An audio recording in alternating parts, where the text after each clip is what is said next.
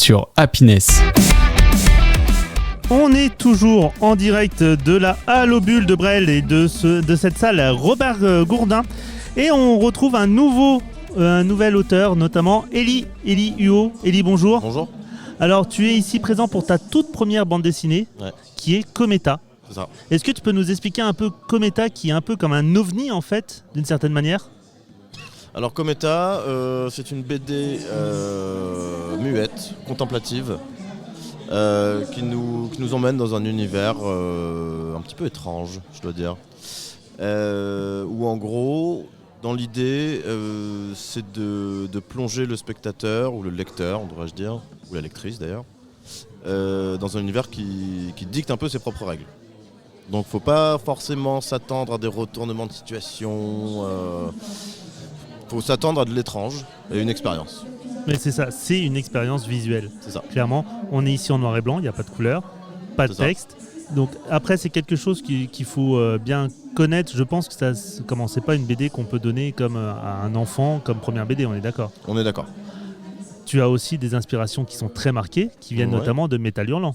Oui, pour qui je travaille aussi de temps en temps. Ouais. Comment ça se passe ton travail avec Métal Hurlant ? Alors comment se passe le travail avec Métal Hurlant ? En fait j'ai bossé avec eux une première fois il y a de ça 2 ans, si j'ai pas de bêtises. Donc je leur ai proposé un récit muet, comme la BD, muet, noir et blanc aussi. Donc c'était un peu un pari parce que c'est vrai que souvent les gens sont accrochés par la couleur, notamment. Là le fait qu'il n'y ait pas de texte aussi, ça peut en déranger certains. Et finalement, vu que je voulais vraiment de quelque chose d'assez organique, très très axé sur l'image, moi je suis vraiment dessinateur, quoi. C'est ce que je veux faire. Finalement ça a pas mal marché, donc ils m'ont rappelé pour ceux d'après encore. Et il se trouvait que j'avais cette BD qui était déjà en cours depuis quelques temps, que je leur ai montré, que j'ai montré aux humanoïdes associés qui gèrent Métal Hurlant. Et ça a donné Cometa. Voilà. Et du coup, tu es dans cet univers, science-fiction. Est-ce que tu envisages de partir vers d'autres univers ou toi tu veux te spécialiser vraiment dans ce côté espace ? Je pense que je vais partir vers d'autres choses. On va dire je commence un peu à travailler sur un autre projet qui va pas sortir tout de suite, c'est quand même assez long. Plutôt horrifique, fantastique horrifique, on va dire.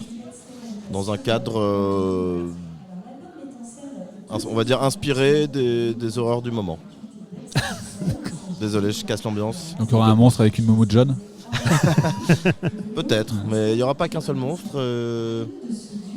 Ça va être, dans l'idée, je veux que ça fasse écho à des choses réelles, tout en allant petit à petit dans le fantastique. Alors pour Cometa, ça t'a pris combien de temps de réaliser cet album ? C'est long, oula. En fait, c'est marrant, c'est parce que ça se lit quand même assez vite. Oui. Mais ça a été très long à faire. En gros, j'ai commencé il y a 10 ans. Ça ne veut pas dire que j'ai travaillé pendant 10 ans tous les jours dessus, c'est juste que à ce moment-là, j'avais pas d'éditeur, donc il fallait que je trouve aussi le moyen de manger, tout simplement.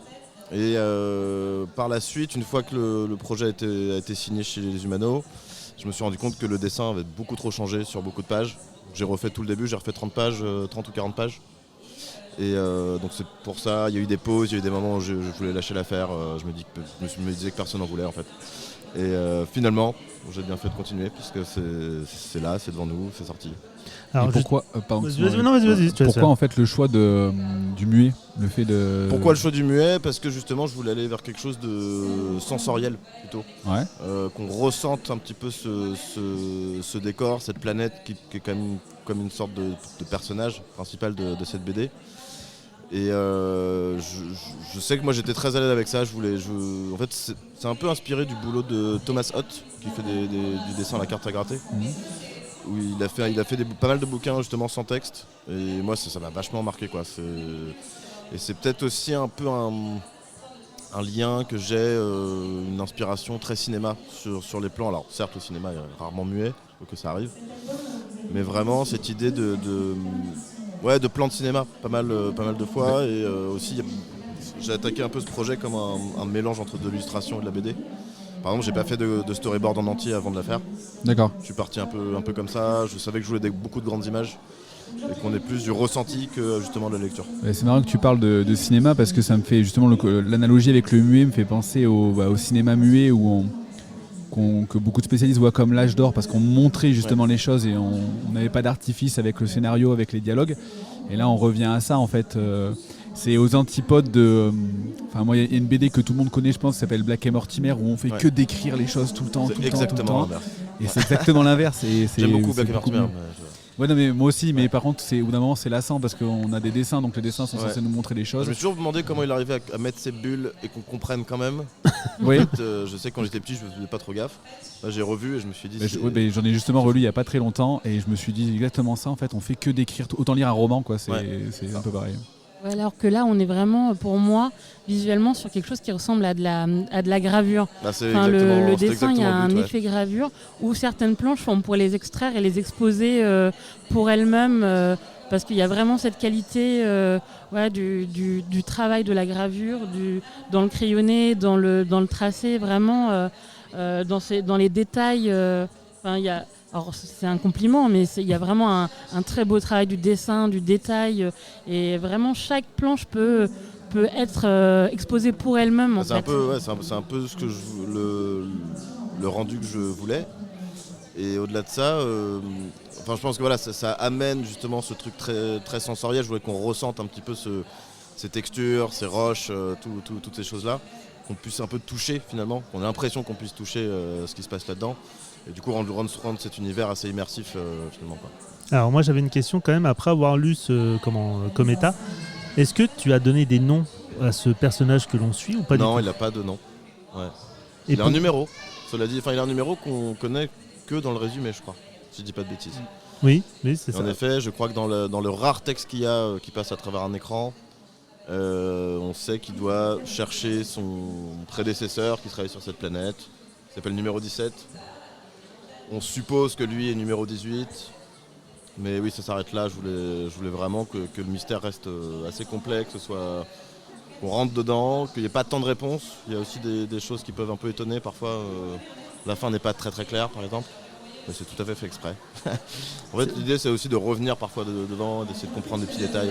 Je trouve ça assez drôle que tu sois à côté de Johan Cavage pour ce salon parce qu'il a fait la BD Moundir et on est quand même sur une histoire, une absence de texte qui se rapproche assez de vos œuvres qui peuvent se répondre l'une l'autre dans le choix du dessin, dans l'absence de texte, dans cette balade un peu spatiale. En plus, c'est vrai qu'on a pas mal de dédications ensemble à chaque fois. Donc, finalement, oui, ça se répond plutôt bien. Ouais. Bon, en tout cas, merci Elie d'avoir répondu à nos questions, d'avoir répondu présent à l'Entre du Geek pour ce festival La Lobule de Bresles. Alors, j'imagine qu'on va te laisser repartir en dédicace puisqu'il y a tes fans là, qui attendent. Merci en tout cas. Merci beaucoup. Et on se retrouve très vite sur Happiness. À bientôt. C'est l'Entre du Geek.